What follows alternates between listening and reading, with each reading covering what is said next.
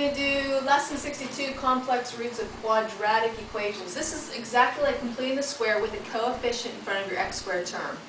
Everything's the same except we're going to get a complex root, which means we're going to get a negative number under the radical, something like that, so we would get 5i. These problems, when they talk about complex roots, means they're complex numbers, so they're going to have an imaginary part to the number. So let's just start with the first one. If you didn't get how to complete the square, like from the beginning, you're going to be more lost today. So if you're one of those people that never learned to complete the square, you never figured out mixture problems, there's a few things that are causing a problem, please let me know. Just send me an email, say I never got how to do completing the square, or I never got mixture problems. Maybe we could have a special session for the group of people that don't get that. But anyway, we're going to do completing the square because it says solve, it's quadratic. You can solve quadratic by either factoring, and if it won't factor, then you have to complete the square. This one won't factor, so we're going to have to complete the square. As you can see, it's not in the right order, so we need to put it in the right order.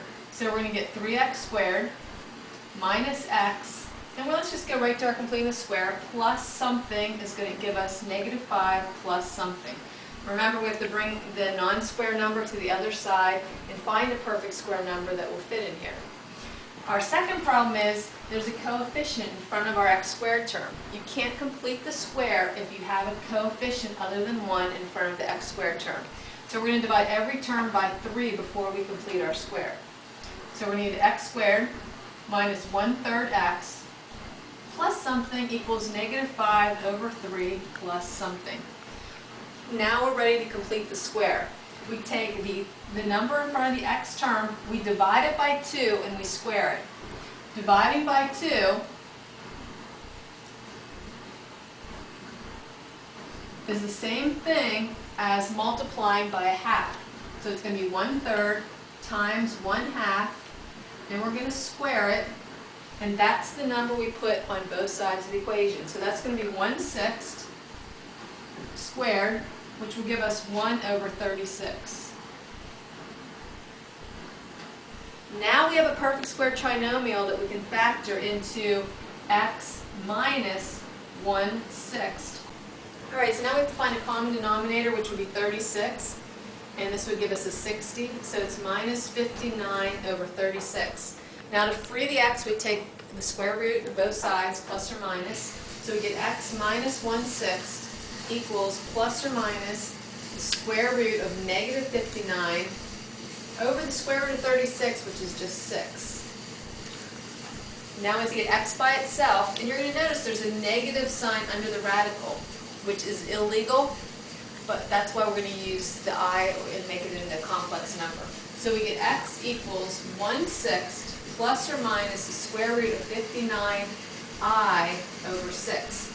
This is a complex number, the real part and the imaginary part. The only difference between this and problems you did a few lessons ago was you're going to get a negative number under the radical, and so you're going to need to bring the I out, and therefore it's a complex root. This is the solution. If you were to take this whole x amount and put it in for these x's, it should come out to be 0. Let's try one more of these.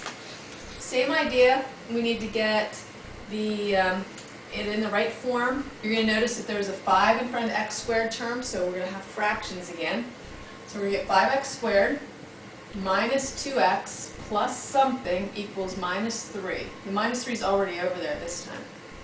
Divide plus something. Divide everything by 5 to get the coefficient to be 1. So we get x squared minus 2/5 x plus something equals negative 3/5 plus something. Don't forget to divide everybody by 5 before you begin.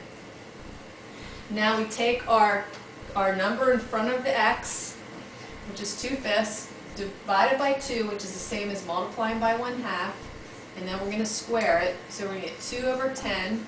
Now I'm going to reduce that to 1 over 5 quantity squared. It's so much easier if you just reduce it before you square it. So we're going to get 1 over 25. And we're going to add it to both sides. Now we have our perfect square trinomial, which factors into something times itself. So it's going to be x minus 1 over 5 quantity squared. And this is going to be 25 common denominator.